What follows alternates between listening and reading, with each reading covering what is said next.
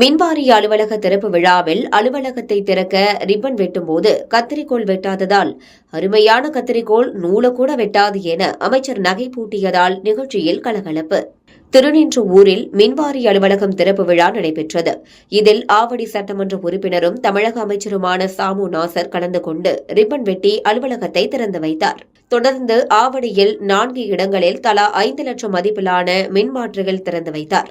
மேலும் திருமுல்லைவாயல் செந்தில் நகர் பகுதியில் 11 லட்சத்தில் கட்டப்பட்ட நியாய விலை கடை கட்டடத்தை மக்கள் பயன்பாட்டிற்கு அமைச்சர் திறந்து வைத்தார். முன்னதாக மின்வாரிய அலுவலகம் திறப்பு விழாவின் போது கத்தரிக்கோள் ரிப்பனை சரியாக வெட்டாததால் கடுப்பான அமைச்சர் நூலை கூட வெட்டாத கத்தரிக்கோளை ரிப்பன் வெட்ட வைத்ததாக நகைப்பூட்டினார். இதனால் விழாவில் சிறுபலை எழுந்தது.